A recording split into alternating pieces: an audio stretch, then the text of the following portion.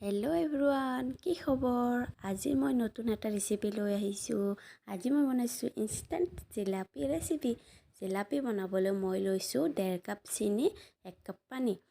তাতে দি কেনে ধুনীয়াকৈ লিমুৰ ৰস অলপমান দিছোঁ, হালধি গুড়া দিছোঁ, 4-5টামান ইলাচি দিছোঁ। দি কেনে ধুনীয়াকৈ হ'বলৈ দিছোঁ লাহে লাহে মিডিয়াম জুইত। ইফালে আকৌ এটা বাটিত লৈছোঁ মই 1 কাপ ময়দা, আধা চামুচ বেকিং সোডা আৰু 1 চামুচ ঘিউ দিলে কি হয় বস্তুটো মানে ধুনীয়া ক্ৰিস্পি হয় খাবলৈ। তাৰপিছত 9 মিনিট নিমখ দিছোঁ, ইনষ্টেণ্ট জিলাপি হয়তো। তাৰপিছত এইটো আকৌ ধুনীয়াকৈ লাহে লাহে মই অলপকৈ পানী দি কেনে বেটাৰটো মই মাৰি ল'ম। অলপ টাইট নিচিনাকৈ মাৰি ল'ম যাতে ইমানো ঢিলা নহয়, একেবাৰে নহ'লে ধচা হৈ যাব।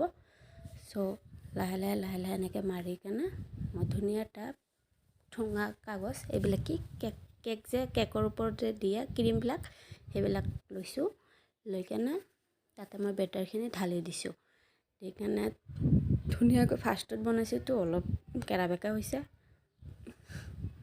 ইমান লক্ষ্য নকৰিব। তেলত পাছত অলপ এটাকৈ দি কেনে এনেকৈ বনাইছোঁ। ফাৰ্ষ্টত বনাইছোঁ, একদম মাক কচম, একদম ফাৰ্ষ্টত বনাইছোঁ। জীৱনত মই জিলাপি বনাই পোৱা নাছিলোঁ, সেইদিনাই মই বনাইছোঁ। সেইকাৰণে ভাবিলোঁ আপোনালোকৰ লগত শ্বেয়াৰ কৰোঁ। ভাল লাগিলে, একদম সহজ পদ্ধতিত মই দেখাই দিছোঁ। ভাল লাগিলে লাইক কৰি দিব।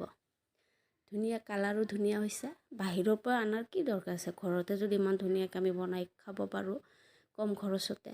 বাহিৰতো কিনিব গ'লেতো আপোনাৰ 80 টকা কেজি লয়। ঘৰতে মই 1 কাপ ময়দাত ইমানখিনি জিলাপি বনাইছোঁ, কেন ইউ বিলিভ?